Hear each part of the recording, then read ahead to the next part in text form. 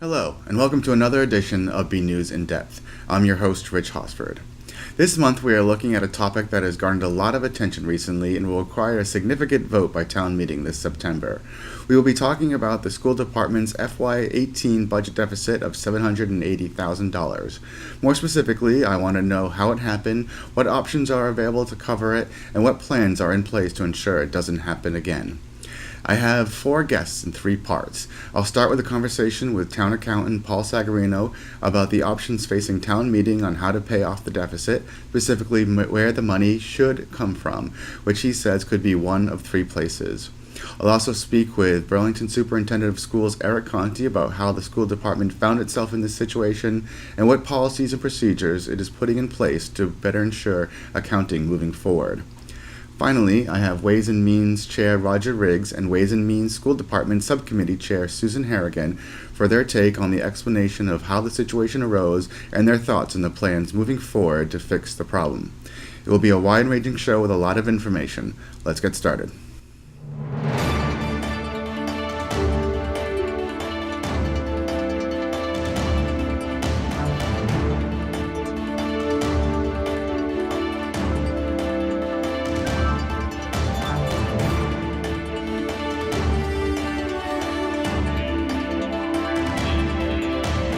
I'm now joined by Burlington Town Accountant Paul Sagarino, and I should note, Burlington Town Accountant for now, but shortly to be Town Administrator, so congratulations on that, Paul, and thanks for joining us. Thank you very much, Rich. Thanks for having me.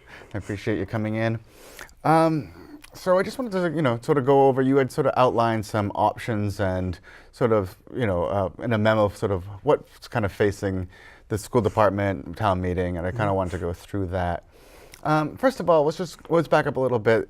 I've been covering Burlington since 2010. This is the first time I've seen a deficit like this. How rare of a situation are we talking about here? There hasn't been one in my tenure, but I am aware that the year prior to me getting to the town 14 years ago, they had a similar situation. Not quite the same magnitude, but a very similar situation on one of the town meetings prior to me coming to work for the town. I ran through in the files, so.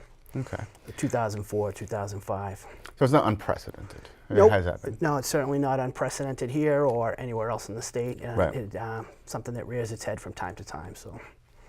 Now, this might sound like a basic question, but kind of what does it mean for a department to have a deficit? I mean, we all know that it means that it has money that it, from the previous year, but what kind of a spot does that put a department in?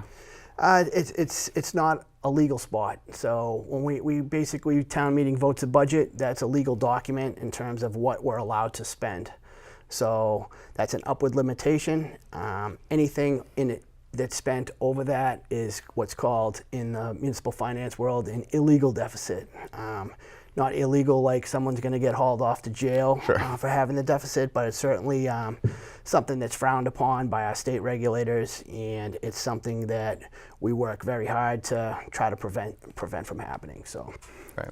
And for those watching, we are going to have other segments in the show where we talk about kind of how the department got to here, but we're going to focus just on where we can go from this point forward. One of the ideas I think that was floated early on, and you can explain why it can't happen, we have free cash put aside.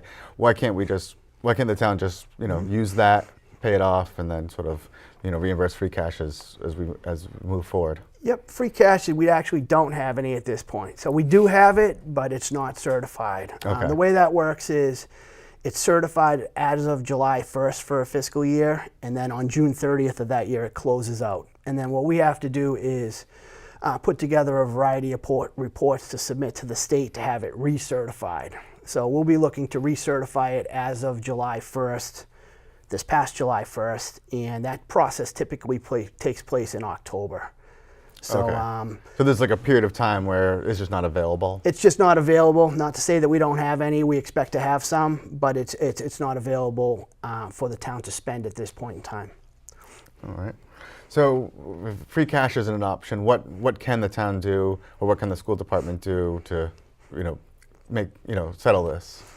Well, right now, in terms of financing sources, we only really have 2 legitimate sources available. I want to point out that there's probably 1,000 different iterations of what we could do to sort of solve this problem, but 3 what I would consider legitimate take care of it in one shot type of funding situations. Okay. The first one is a stabilization fund. I think it's the town's rainy day fund. We have about, I think, between $8 and $9 million in there. Numbers escapes me right now. We don't typically want to use it for a situation like this, but it's certainly an allowable use. It's a town savings account and can help us get out of a problem. And that's probably the preferred method of solving this problem. I think it accomplishes a couple of things. It allows us to continue our very conservative budgeting practice, and the way we do things is very, very conservative. Right. It allows us to not do something that provides a wide fluctuation, like a shock to the whole process. It allows us to come up with thoughtful and logical way to replenish the stabilization fund as we move forward. So I consider it to be the most stable option for the town's overall finances. It's, again, the money's set aside, we already have it, it's in the bank, and we solve the problem for now, and then we work out moving forward how we would like to replenish our savings account. So I consider that to be the best option.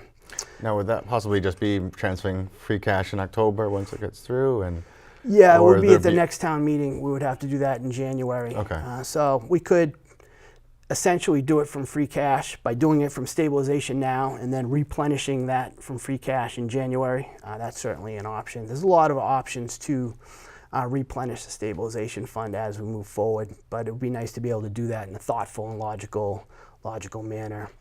Another funding option we have available to us right now is raise and appropriate, which is essentially add to the property taxes. As many of us know, the town is well below its Prop 2.5 taxing capacity, so we certainly have the capacity to add on the amount of this deficit onto the amount that we have projected for property taxes to fund this budget. We don't, again, want to do that. We passed a budget in May with a 5% overall tax levy increase. Right. I'd like to point out that doesn't translate to a 5% automatic on somebody's bill. That's the total amount of property taxes levied in the town will go up 5%. So if we choose to fund the deficit through raise and appropriate, it would add on that 780,000 projected deficit on to raise and appropriate, and that is probably about 0.66, 0.75 of a percent. So it would take us from 5% to 5.75% overall increase on the amount of taxes levied. And we do a lot of careful planning around the property tax levy too. So it's definitely an available option, but at this point, this late in the game, with us setting the tax rate in November, we would prefer not to add to that number at this point because it will trickle down. There'll be a trickle-down effect onto the residents' tax bills. Right, so people would actually see an increase based on this. And so would the businesses, obviously, even more so, because yes, of the way that this tax is structured. So when the selectmen do their annual setting of the tax rate, this would be it would be an impact. I'm not going to say it would trickle down to a devastating impact on any individual's tax bill, but it's additional tax money levied, and it's always going to have an impact. Now, of course, no matter what option we're talking about, it's all tax money. But the stabilization, I think you pointed out in the meeting, is money that's already been appropriate or taxed. Yes, that's a good point. I mean, we're talking about one town account from another. So this is all taxpayers' money, no matter how you look at it. The stabilization fund is money that's been set aside from previous years of taxation, and using raise and appropriate to fund the deficit would be using this upcoming year's tax money, so it would be an additional hit to taxes. So right. Just two different ways of looking at it there. Now there is a third option, right? And that would be... Yep, there's a third option, and it's been presented on the warrant as an option for town meeting as well, and that would be to reduce the current year school budget by the like amount of the deficit. I consider that to be a little bit dangerous. Would be very, very disruptive to obviously school operations. We got school starting next week. when town meeting happens, school will be in session for a couple weeks at that point, and as we all know, that most of the school budget is made up of salaries. So in order to make those kind of cuts to the current year budget, we're going to have a direct impact on bodies within the school system, bodies that are teaching kids, and I see it as being potentially very disruptive to the operation of the school department for this year, and that worries me a bit. Second of all, I'm sorry. I was going to say is the school's about to start in in a week or two. School will be in session for 2 weeks, and then if that was the route taken, schools would have to take dramatic action at that point. And it would really have, I believe, a very negative impact on school operations and for the students. And for the students. Would also be responsible for unemployment for anybody that was potentially laid off due to this. So there used to be a rule of thumb that you have to actually cut more than a potential shortfall is, because you would then have to cover the people that were no longer working here as unemployment for a period of time. So it's pretty devastating effect when you look at that route. But it is certainly would be a legal option. And I cut you off before you were going to add something. If you remember, I think I was just going to add the unemployment part of it. Gotcha. Sorry. So like you mentioned, this will be before town meeting in September. Now there's a higher threshold than normal. Talk about as far as this vote goes. Why is that? Well, again, we talked at the beginning about how frowned upon having a deficit is. So as a result of that, the state has put in very high thresholds for funding these overspendings. We sort of, Burlington being unique, we still have a legal question as to what that threshold is going to be. Right. We're looking at a 4/5 vote of town meeting or a 9/10. We're waiting to hear back from legal counsel on that.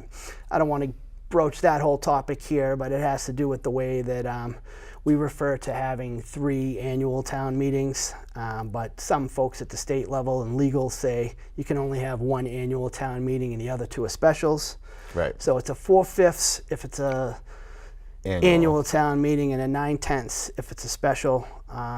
So we're waiting for a determination from the state as in terms of our structure. What do we have? Do we have 3 annuals or 1 annual and 2 specials? So that will decide that question. All right. Now, threshold might be high, but what happens if town meeting votes not to approve this? What are the impacts first on the school department and the vendors, and then just in general on the town? Well, the most important thing is, and again, it's a blessing and a curse, but I think it's in place to protect the residents over the long term. Is we are required to have a balanced budget. Right. So we're not allowed to deficit spend like the federal government. So that's a good thing. That protects us. That keeps us everything being addressed on a year-to-year basis.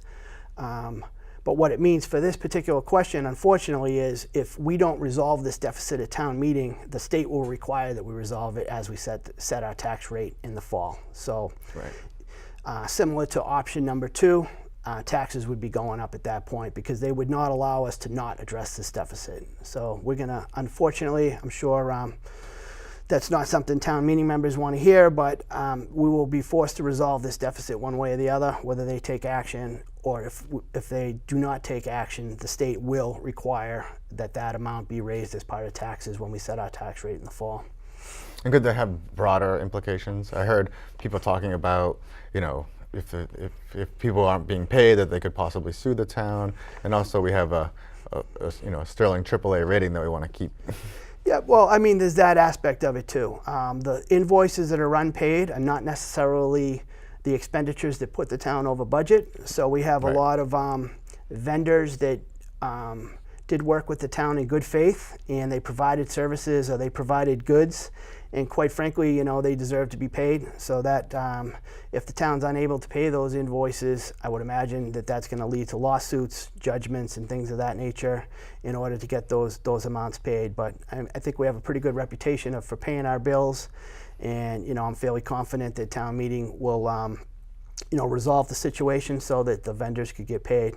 Again, it's a kind of a difficult concept for some folks to get their arms around, but these just happen to be the last bills in the door, not necessarily the expenditures that caused the deficit. Right. And so we have a bunch of, again, what I'd like to think are vendors that provided goods and services in good faith, and I think we have an obligation to resolve them by paying their invoices.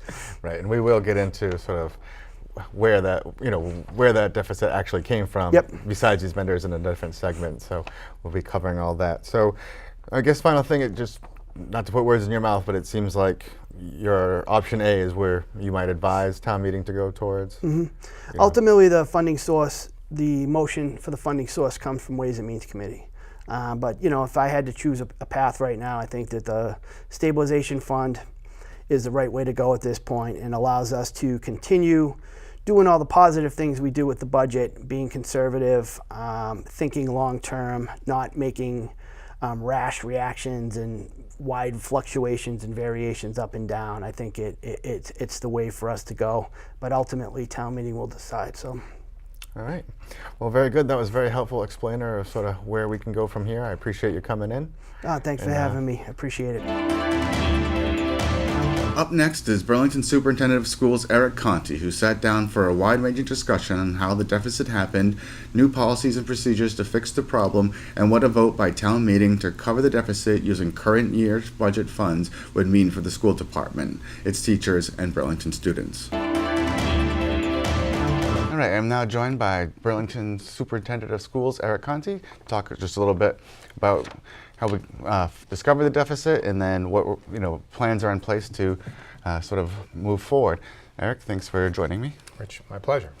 So just start from the beginning.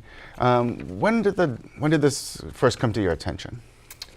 I think I remember the day exactly. It was I was at the state superintendent's conference. I got the call in July, so I think it was right around July 10th or something like that when I got the call. Okay. So it was after the fiscal year had ended June Right. 30th. And maybe a silly question, but what was your reaction? Oh, I think I've gone through all the phases of mourning, where I was shocked, upset, frustrated, angry. Again, I've gone through all the different stages. So it's not something you ever want to do. It's not something Right. that's ever occurred again in my career prior to. So it's something we took very seriously, and we're still continuing to take very seriously. And as you kind of look back and you tried to figure out kind of, maybe where things went wrong is one way to put it. What were some of the driving factors that kind of led to the deficit? Well, I think the process of actually going back and trying to reconstruct what the issues were has been very helpful in one sense, because we're putting policies and procedures in place so that doesn't happen again. In hindsight, again, looking back, it seemed like we had under budgeted salaries for fiscal 18. So really the budget's broken into two pieces, but it's really sort of only one piece at the end, salary and non-salary. And we had under budgeted salary for the amount of salary expenses we had. And we had sort of underspent on the non-salary side, but not enough to make up for the deficit on the salary side. So again, I think the rough numbers are about we under budgeted about $1 million in salary, and we had under budgeted, or we underspent about $200 in $200,000 in non-salary. So we ended up, again, our deficit is roughly around $800,000, $780 to be exact, but I'm saying we're using rough numbers. Right. So, but just so people are clear, even though it was the salary side that kind of made it, all the teachers were paid because, that's, state law, and obviously you want to keep that. Yeah, we have to pay everybody. So I think once we recognized there was a deficit, that's when we sort of, Nicole went to town hall and pulled the payments towards vendors as sort of as a reaction to what was going on, and then but we have to pay our employees, so we paid everybody. Right. So there's right now there's some outstanding from vendors and suppliers, but they're not the ones that, it wasn't nothing that they did or anything like that. It was all just good work and good faith, as people have been saying. Yeah, again, that's my understanding. And again, the people whose salaries we paid also did good work. And of course. So again, it's we just overexpended our allocation for our overall allocation. Essentially, is what the issue is, and it's a serious issue. And one note, just for people who haven't been watching all the school committee meetings, when you say Nicole, we're talking Nicole Kosher, who's from the business office. Yes. Yeah. Who's been working, as I understand, quite hard the last year, trying to. Yeah, she's been great. She's again a valued member of the central office team. It's great having a dedicated business manager in the business office, and we've had a lot of things to attend to and update, and with the transition. So I think that work's been happening. I wish it could be happening without this other situation on top of it, because it just makes it more challenging. But I think we would be having to make these changes in sort of procedures and process anyway. But right. New team, new procedures, things coming in. Well, yeah, we have to update. Right. Initially, at the first school committee meeting that this was raised, there was a talk about $1.7 million, and then it was pared down a little bit, or quite significantly, at the Ways and Means, and now we're at the number that we are, the 708,000. What happened? Why was there some kind of ambiguity at first? I think because our first conversation was worst case scenario, and I think I said at the July meeting, I panicked a little bit. I probably should have said I don't know yet, and that would have been a better answer. But I panicked. So when we looked at what the potential was, sort of at first glance, and we said, okay, what's the worst case scenario? That's where we came up with that number, and we wanted to get that number out as quickly as possible. Again, probably should have communicated in a more effective way, and maybe said there's a lot we don't know yet, but here's the worst case scenario, or presented it differently. But that's why. Yeah. And then once we had time to go back, go through all of the purchases, go through all the purchase orders, we found some areas that weren't contributing to the deficit that we could remove. Right. And I think there was a mention of some duplicate invoices, things like that. Not duplicate invoices, duplicate purchase orders. Oh, so okay. I made that mistake too, so I'm saying I was corrected, which is the only reason I'm correcting you. So there were multiple requests for the funding. Everyone was only paid once, because that process was working fine. Okay. One of the things that got brought up at the school committee meeting was that there had been a spending freeze put in place early in the year. Why initially was that put? Were there some kind of signs that something needed, that there was something possibly happening, or? Well, again, 85% of what we do is salaries. So, and our salaries fluctuate some in terms of we sometimes have to add people, add sections, but we keep an eye on salaries pretty closely, and that's from January sort of to the end of the year, because we know we have to pay people over the summer. So that's sort of the thing that we watch.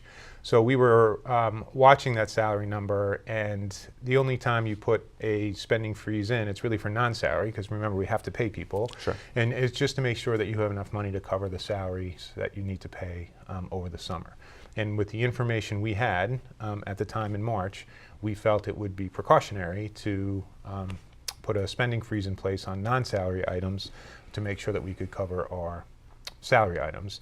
And again, that was not communicated to the school committee, and I think they requested that that communication happen in the future. But it's not the first time we've had to hold our non-salary expenditures to pay for the salaries. So. And was there an issue that the salary freeze, was it not observed by some departments or schools? Or? Again, it wasn't a salary freeze. It was the spending freeze sort of on non-salary. I just think there had been some established habits, and I think some things that had moved forward, and we needed to do more centralizing of those purchases. So I think if there were people who were in charge of a part of the budget, if they knew they had money in that part of the budget and there was something that needed to be fixed or purchased, or they moved forward with it because they knew their budget well. I think the communication, and I think it really was a communication issue, and that's really on me. The communication issue was that it might be, you might not realize that money that's left over in your non-salary budget, we're counting on to pay salaries at the end of the year. So I just think there was a communication issue, and we needed to have put better controls in place to centralize that purchasing at the end. So I don't think anyone intentionally did anything wrong. I think they had done what they had Right. done sort of in prior practice, and I think with a paper-based purchase order system, there were even sometimes when the purchase orders weren't used, purchases went through when we weren't expecting them to. So again, even though we were planning on covering that salary number, when it came to the end and after we had looked at all of the non-salary purchases that came in, that's what created the deficit. So. Okay. Now, in a short bit, I want to talk about some of the things that are being proposed or being put in place to kind of control for that kind of thing. But one thing I want to go back to a little bit is with the salary overspending, there were some factors that you said kind of came up. More maternity leaves than normal, and also it was a contract year. How did that sort of influence or the situation? Well, I think we had a perfect storm of things in fiscal 18, but what I want to make sure that I convey is that there are always things that come up. So we have to be able to adjust to those things, no matter what. And the overexpenditure was all on school-related things. So I'm not worried about that it was not school-related. It was all school-related. The issue really was that we didn't know that was occurring during the fiscal year, because the tools to remedy that in May are much different than the process we have to go through now that the fiscal year is over. So I think that was more of the issue to me, is we have to have the right procedures in place. And again, that's no one's fault who is in the business office now. It was sort of a past practice that was carried forward. Again, I'm responsible for all of that, but it's that was the issue to me, is not knowing. So it was all those things that you said, all those factors in terms of stress on the salary side of the budget. But I have to tell you, we're going to have some of those same, maybe not the contracts are settled, but we'll have other stresses this year in the budget. It's just part of how schools run. And we have to be able to adjust to that and know in real time that those stresses are happening and what the impact is on the overall budget. And I think we're in a much better place to do that. Yeah, because I guess you never know if, well, this year was maternity, or last year was maternity leave, maybe this year the big flu goes through the faculty and people have a lot of sick days or something. Like things like that, you kind of have to try to account for, is what you're saying, kind of as they happen? As they happen, right. And again, we overspent. There's no excuse. So I just want to make sure we say we overspent, and that we have to be able to make adjustments in real time. And again, I understand that I'm responsible for all of that. So that's the challenge. So I don't want anyone to think things are that predictable or stable. I mean, we're going to have the same churn this year as last year. There might be other factors, but we just need to know sooner and respond sooner. And so let's go over some of the changes that are being talked about. First, even for this year, the FY19, the salary budget was constructed differently or built differently, correct? Yeah, the entire budget was constructed differently. So again, with the transition to a new business manager, we sort of looked at some triage that we had to go through at the start of last year. And we had some audits that we needed to respond to in student activities and in our revolving accounts, which were taking time.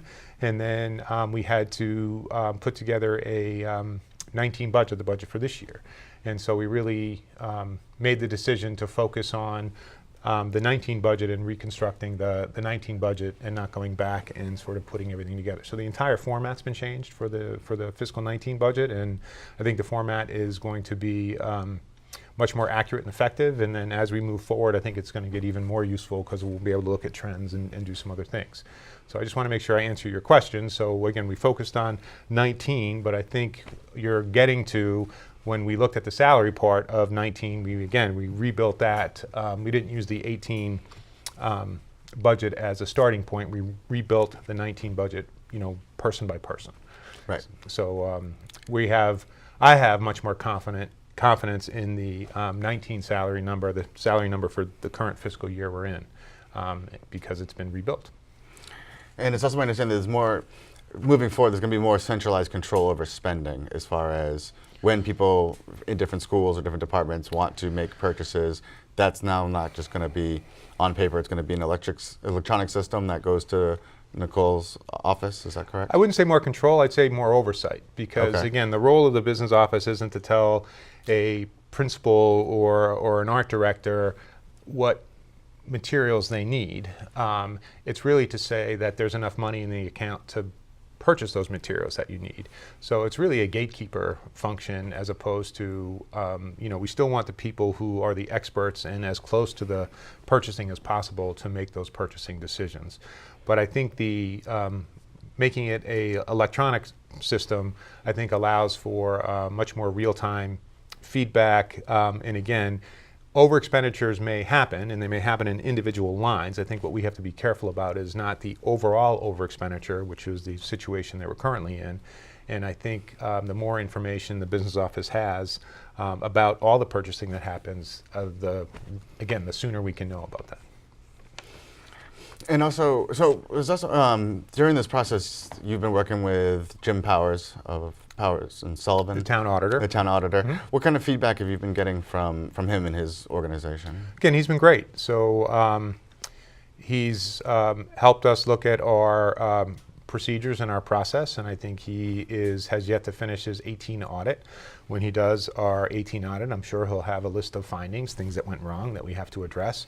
But we're not waiting for that. I think we're working with him to try to address some of those things ahead of time. So, and I think having his perspective and saying sort of how we should run, to modernize the business office has been really helpful.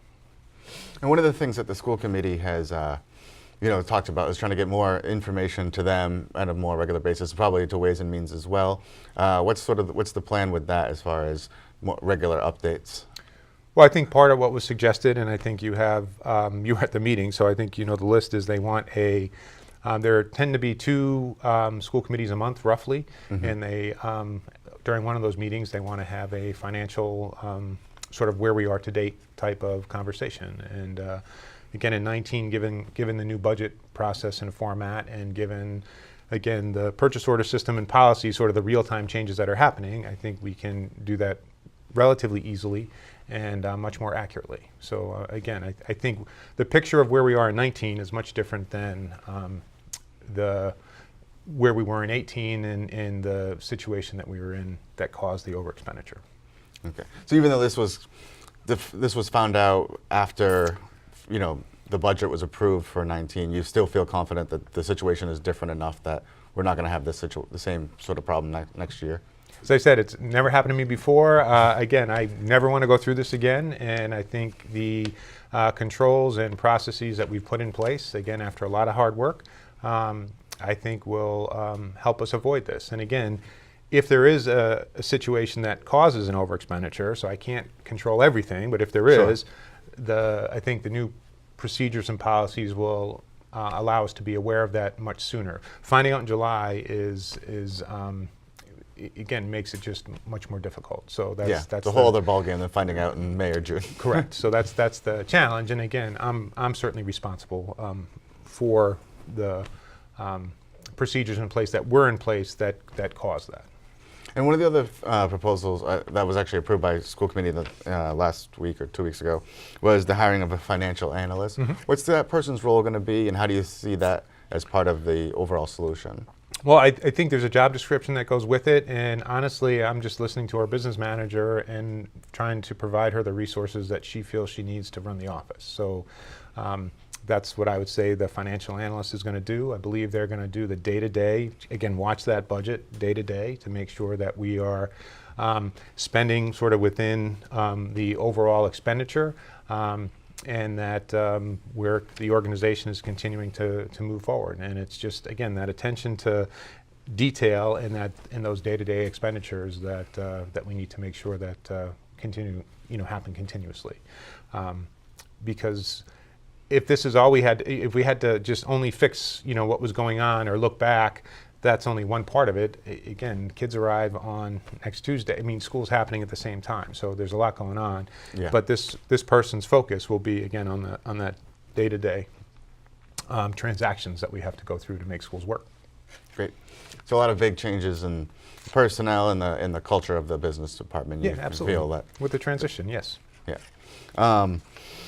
So there was a deficit. Obviously, that's why we're here. There was some talk at the school committee meeting about ways that the department could replenish it moving forward.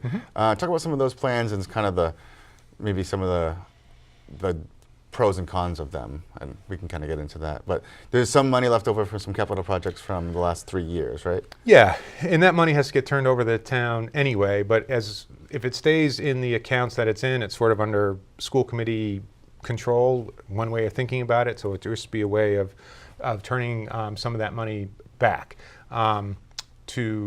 back into the general fund at town. But again, if those projects are finished, the money can only be used for those projects, so again, that money has to go back sort of anyway.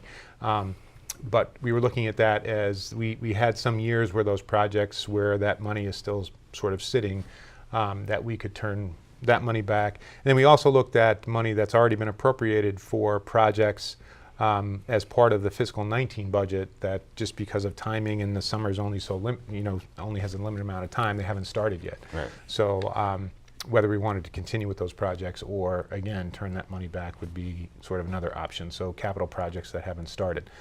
Again, the pros and cons are we wouldn't have asked for the capital money or for the projects if we didn't need it. So I think we need those projects. It would just be a matter of delaying the request while we got through the deficit situation, moving forward. But that's I was just asked to try to put something together, and those would be really decisions that are made between the school committee and Ways and Means, town meeting, and those folks. Right. But as you said, those projects are sort of things that were already slated and approved, and I think that from what I saw at the school committee, at least with two of them, the Francis Wyman air conditioning and the Pine Glen rubber surface for the playground, they kind of want to keep going. There's less interest, I guess, in the parking lot for the high school. But again, we wouldn't have asked if we didn't need those projects. So that's what I would say. But again, that wasn't my task. So you were just you were looking for possible ways. Possible. Okay.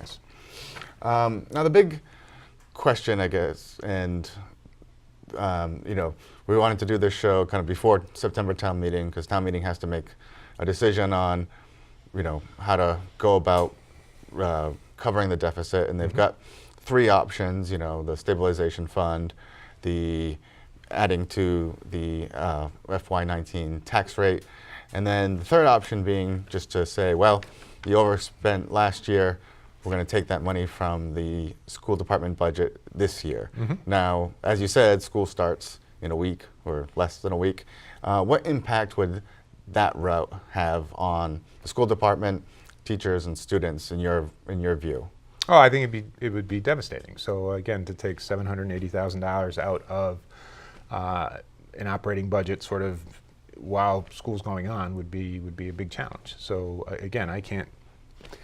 If that's the task that's in front of me, we'll work towards that. The finding a solution to that task. But it would certainly have an impact on programming, and programming in schools are people. So it would impact people. It would impact class sizes. It would impact everything. Again, 85% of what we spend is salary. Right. So it would have a big impact on the people who we have here. So it would probably mean laying off people or firing. Yeah, again, as a possibility. I don't think we could do it without laying off people, and then again, there'd be other expenses associated with that. So I don't think there'd be a really clean way to make that happen. I do think we made some adjustments for 19, and I think some of those adjustments we made for 19 was to reduce staffing, and I think that's part of how we made the adjustment to not have the overexpenditure happen again. And I think the positions that we talked about were sort of some of the assistant principals. I think we reduced by 4 teachers. We were down 4 teachers because of some enrollment fluctuations we've had in terms of sections of high school courses. I think we reduced, we only have 1 sort of floating nurse as opposed to 2. And I think we are down a custodial position currently. So I think we did try to contract staffing to make the 19 budget work. If we were to have to contract further, it would certainly mean more positions and more people. But again, that's up to town meeting. It's not my decision. I just have to say what the impact would be, which I think would be significant, and then and to try to respond to town meeting's choice on how they want to deal with the over expenditure, while sincerely apologizing to both town meeting and to the residents and to everybody that the over expenditure happened in the first place. And again, I'm truly sorry that that happened. Much rather be talking about the start of school, Absolutely. teachers being here, and I hope is going to be a pretty exciting school year. We hope so too. Yeah. All right. And successful. Late start times and all. Will be Late start exciting times, or time for late start everybody. times, it'll be all right. All right. So, Well, I think that exhausts the questions that I had for today. So all right. I appreciate you coming in. I know it's not a fun topic, like you said, but I appreciate you coming in and discussing with us anyway.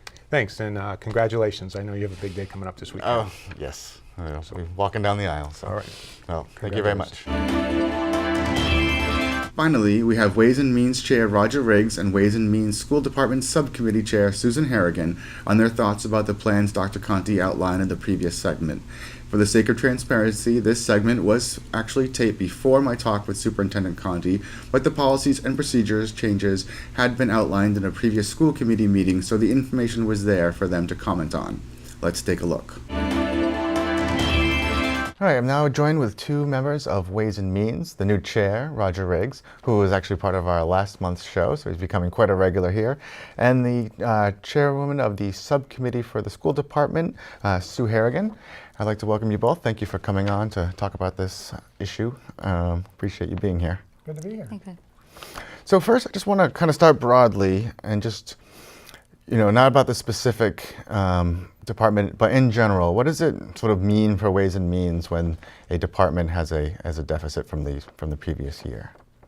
Under most circumstances, the deficits are covered by other funds within the budgets. Obviously, we look at them closely and try to dig into the background a bit. In most cases, there's money in stabilization of the other accounts to make up for it when it's discovered early enough.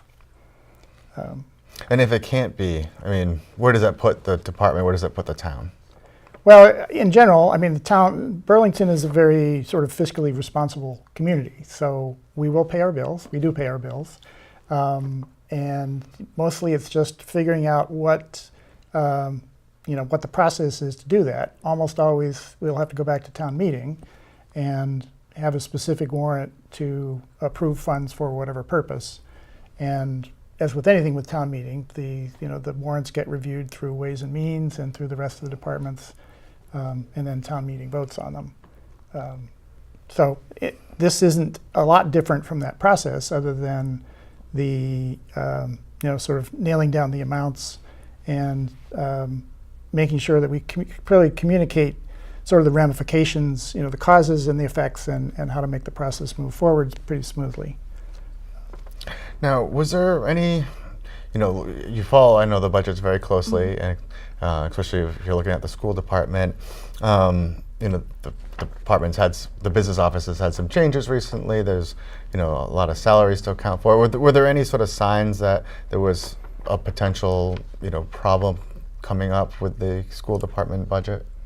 I was not aware of anything up Okay. until we found out in July, but apparently by May and June, when Nicole realized that all of a sudden there were bills coming in that she didn't have purchase orders for, she was getting, concerned certainly, but unfortunately not getting them until after year end. Many made it impossible for her to make any kind of adjustment, because we could have obviously done something before year end and not been in this deficit position. Right. Because we could have worked with the town to take care of this, but it's by the time all the information was had, it was after June 30. So that is what really has made this challenging. Yeah, so there's a lot of timing that sort of factored into it. Yeah. And, there's been a lot of discussion about kind of how the deficit was created. Do you want to, in another segment of this show, I'm going to be talking to Superintendent Eric Conti about that as well. But from your perspective, what do you think happened, and what are your thoughts about the explanation of kind of how we got to where we are today?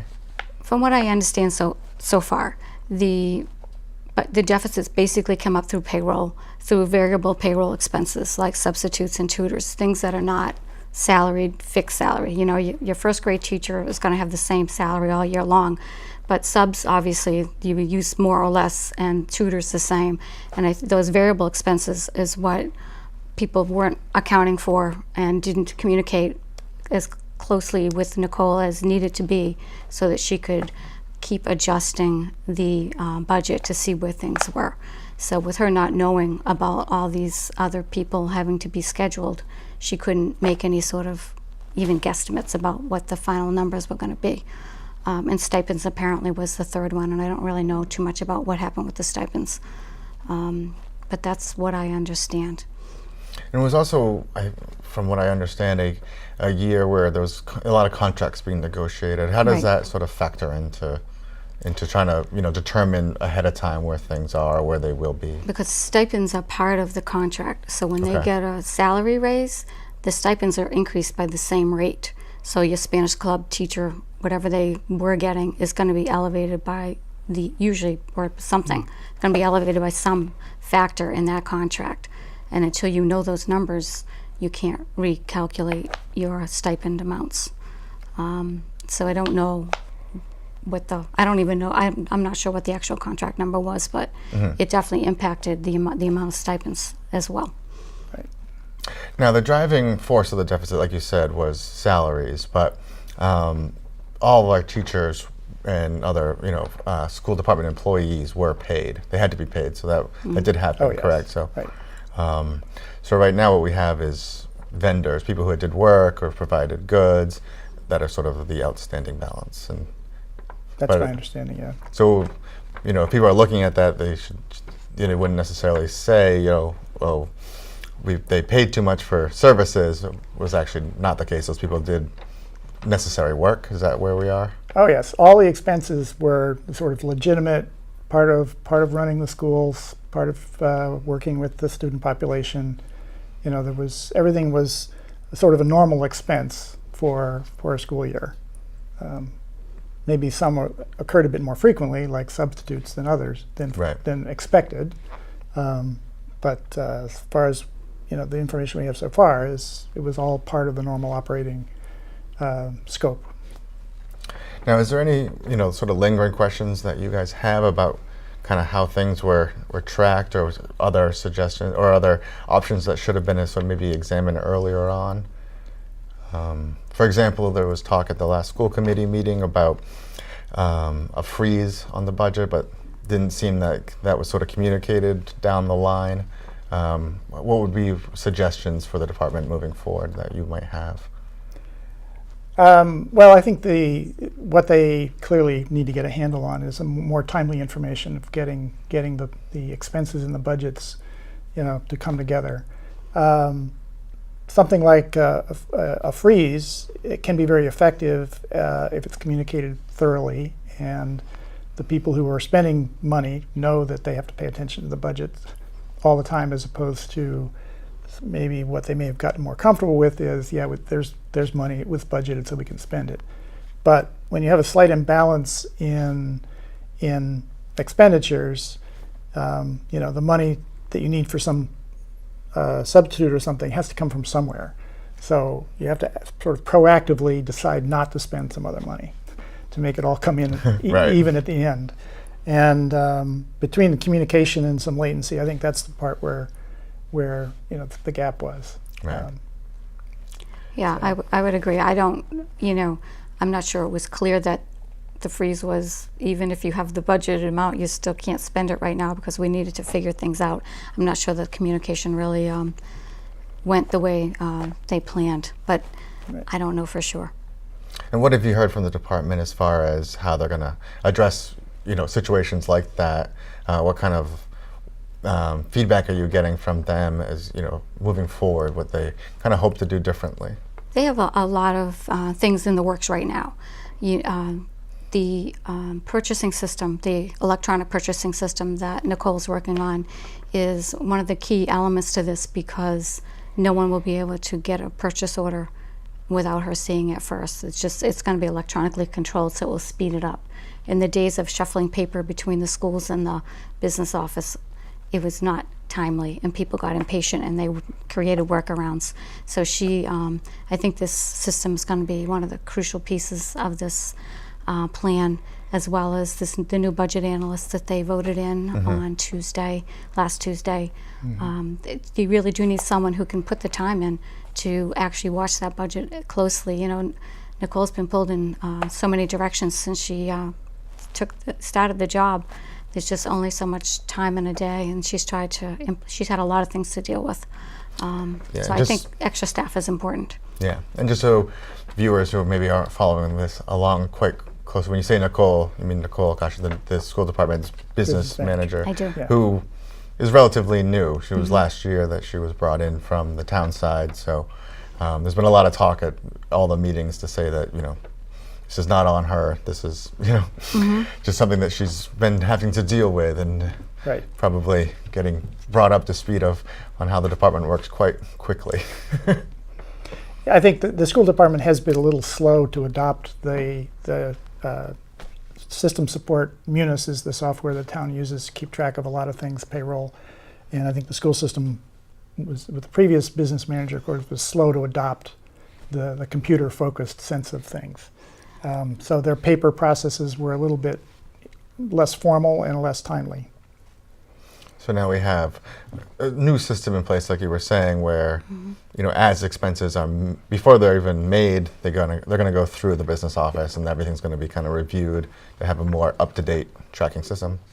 Yes, Yes. that's our understanding. And the other thing that is being implemented is a personnel change form, or I don't know what exactly it's being called, but it's a way to notify business office when there's personnel changes, because when people leave and new ones are hired, there are salary adjustments that need to go with that, and therefore you need to reforecast your budget based on the salary of the new person, which may be higher or lower than the Right. one who left. And there's actually quite a bit of turnover even during the school year that needs to be accounted for, that information wasn't flowing again on a timely basis, so that she could actually, you know, look at the budget versus the actuals and what the new person's going to make.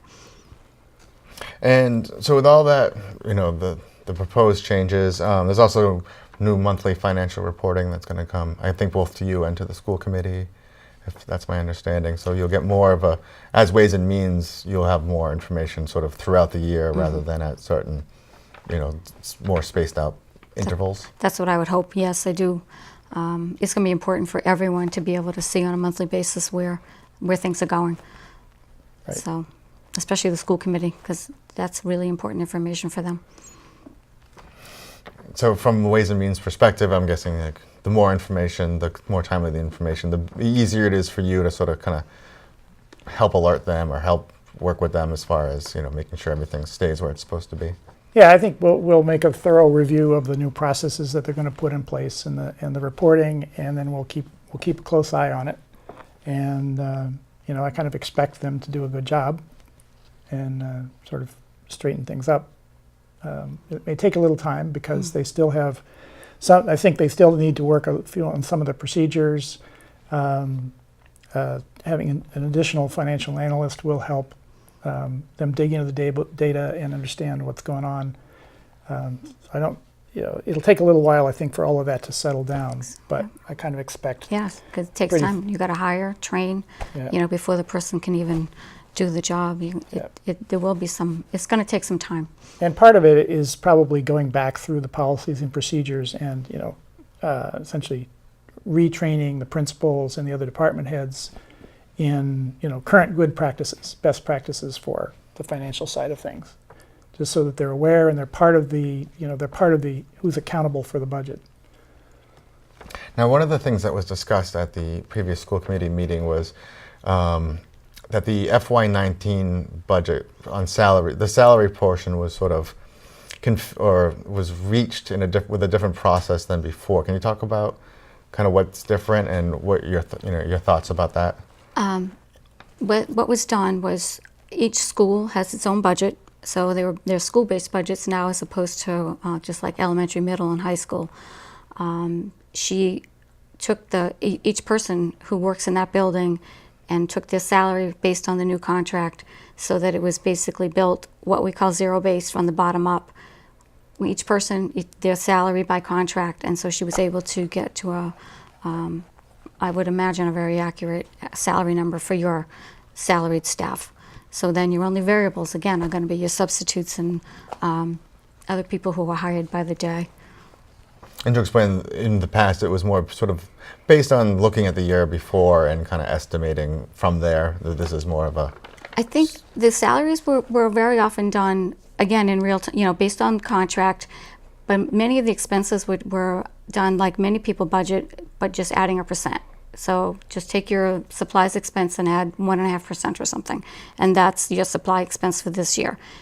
So everything for 19 was built from the bottom up, and the non-salary expenses were based on the 3-year average of the prior 3 years' actual spending. Gotcha. So that it was hopefully is a realistic number that makes sense. But it was also, I think, the other thing that the school system has, the school department is consistently done is they've met the goal for the guideline Yes. that's set in the fall. Right. So a part of it is building up from the salary, and then part of it is building down from the top of the guideline. And the space in between gets apportioned to per student and per school expenses, other expenses. So there's some big chunks like staffing, transportation, I think support staff, and then there's sort of much smaller percentage of the budget has to do with supplies and classroom supplies. But they have consistently until this year, met the guideline that we've set townwide. And in past years, I think that they've met the guideline, and in some cases they had unspent money that was turned back, as in all departments within the town. If there's any unspent money in any department, it gets turned back into free cash. Now, do you see going forward, maybe for a year or two, the possibility of having a different guideline for the schools? I mean, obviously they did have more expenses last year than they expected. There are also factors that the town really can't control. A lot to do with special education. Do you think it's possible that the school budget might increase by a little bit more, just to sort of account for the reality of where we are and what sort of requirements are? I wouldn't want to prejudge that. The guideline setting happens in October, November, sort of after we hear free cash gets certified, but then there is a discussion with the town administrator and the departments about where a reasonable guideline is. And part of it is making sure that whatever guideline that's picked will adequately fund the services that Burlington residents expect and that we've been delivering. And part of it is looking at the tax rate, because a lot of people really keyed into the tax rate, of course, residential and the commercial tax rate. So I don't think at this point that necessarily the guideline will be more generous for any particular reason. I think for many years we've had sort of a blended guideline where the schools ended up with a slightly higher increase than the town, just because of a little bit of push and pull. But that's always it's not I don't think it's a big deal, but it depends a little bit on the particulars of the year and what's going on. I certainly expect that we will be keep a close eye on the school budget, and try to make sure it's both sufficient and not unnecessarily excessive. And we talked about some of the changes that they're making in the business department and then in the department as a whole. Are there any other things that you would like to see them sort of focus on? I think right now they need to focus on implementing the plans they currently have. And I think that's going to be a very busy year for the business department. And to take on anything more is really too much. You can always tighten up your internal controls and your policies and procedures. And I think going, in the future, more of those will need to be looked at and revised. But the focus this year really needs to be on getting the plans they already have in place work in place, because there's a lot of education that needs to go along with this new purchase order system for the entire school department. Anyone who has purchasing authority needs to be able to go in there and know and see what their budget is and how to get the requisition out and things. And that's going to be a lot of work just in and of itself. So I wouldn't want to overload with anything else right now. other than obviously monitoring the monthly results. And what will be Ways and Means' role, working with the schools moving forward through this process? Primarily, I think it falls to the school subcommittee to be monitoring, to keeping track of both their progress against the adoption of procedures and the monthly statements. I think mostly just maintaining good communication so that if there's any issues, we can talk about them. We're also working a lot with the external audit firm, Powers & Sullivan, and he's been helping, Jim Powers has been helping quite a bit creating those policies and procedures to make sure that we are, our internal controls are in place. That's very important. Yes, he's been quite a presence at school committee meetings recently, Yes. just to really go through a lot of the details. And people can obviously watch all those meetings right here on BCAT, so Absolutely. knock yourselves out. So the final thing is, we're doing this show now in the lead up to the September town meeting. Town meeting is going to have to vote to one way or another cover these, or not. But I talked with town accountant Paul Sagarino, and the or not doesn't seem like a good option. No. But there are three different kind of options that the town meeting is looking at. One, to use stabilization. Another, to use the tax rate moving forward in this year, and a third to kind of take funds from the school department's current budget. Do you have any leanings one way or the other of which avenue maybe town meeting you'd want to see them take? Well, I think from a practical standpoint, applying this, trying to take this off of the tax rate, or applying this to the tax rate into increase the tax rate, is a bad choice. It's a very bad choice. The stabilization fund, we have $8.8 million in the stabilization fund. We've been building it pretty steadily over the years. It's there for this kind of contingency where some money is needed for something that comes up unexpectedly. So I think that for me that's the most practical way to go. I think it's probably the third option. I think it's really pretty counterproductive to try to pull money out of the school budget at this point. It will largely hurt education and students as opposed to really solving the problem. So I think it's much more practical to use the stabilization. We will replenish the money in stabilization at some point.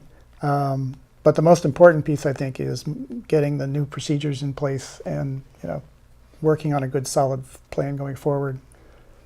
And it seems, not to put words in your mouth, but it seems like with what they've outlined so far, you're pretty confident in those procedures and methods that they've kind of outlined, and now it's just a matter of getting everyone on board and doing it. Yeah, I don't think we've seen the final set of those. Yeah. But they all seem like very practical steps that will, get things under control and allow things to be monitored much more closely.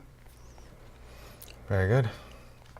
Well, that's all the questions that I had. I think that was a helpful sort of look at where we are and kind of where we need to be. I appreciate you both coming in. I thank you for your time and your expertise. All right, thank you. Thank you. So there you have it, a general overview of the situation at the school department and the decision before town meeting during the September 24th town meeting session. As always, our goal on this show is to bring you the important information as straightforward as possible so you can reach your own conclusions. I'd like to thank my guests, Town Accountant Paul Sagarino, Superintendent Eric Conti, and Ways and Means members Roger Riggs and Susan Harrigan. I'd also like to thank you all for watching, and we'll see you next month on BNEWS In Depth.